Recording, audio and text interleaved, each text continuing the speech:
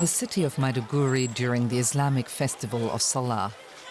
Muslim families intermingle as groups of blue-clad civilian paramilitaries stand guard against possible Boko Haram attacks, something they say the army has failed to do. The young residents began arming themselves in 2013.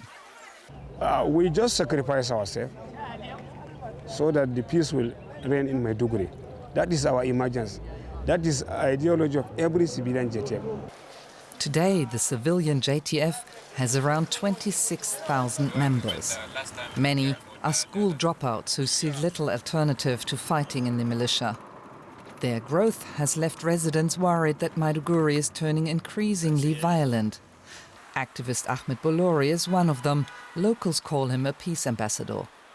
The more Boko Haram blows and the more government counters in inappropriate manner, the more aggressive our people will turn to be. It's changing the cultural mindset of our people. Our people are now becoming violent by the day. And our people have to fight to survive day in, day out.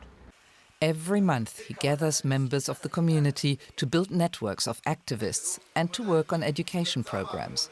One initiative aims to encourage young people to return to school and to speak out against hate speech. And he encourages our community people to enroll their children to school. And he always brings exercise books to our children, and also especially he helps me with cash at times to pay my children's school fees. Maiduguri's official motto is "Home of Peace." But peace disappeared when Boko Haram came, says Musa Dauda.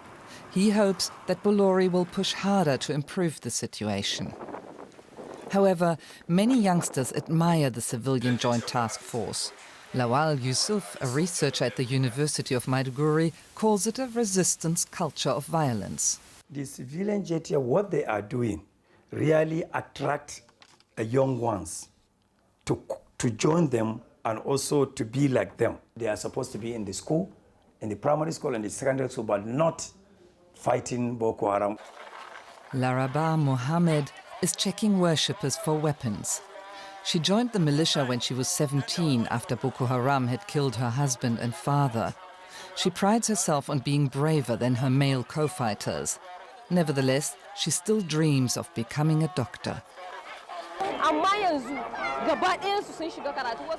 We are hopeful that one day we will study and get good jobs. Our government has promised us that. But for now, the civilian JTF does not expect to defeat Boko Haram anytime soon. They continue to recruit new members, steadily militarizing Maiduguri.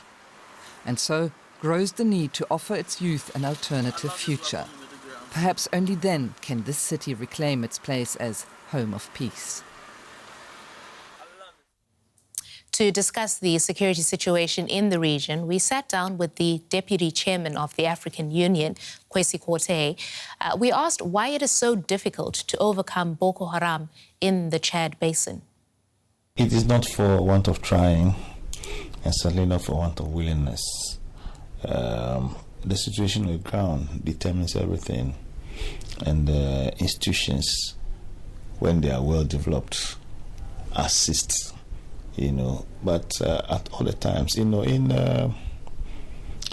Lake Chad region, and its connection with Boko Haram, for instance, Lake Chad used to be the water body which gave life and employment and good living to all the countries, the neighborhoods surrounding it. Now Lake Chad is drying up, and with the drying up of Lake Chad, the consequential damage to employment, to livelihood, to life in general, leads to depression, lack of livelihood of the young people, inability to go to school. They become easy targets for fanatics and extremists.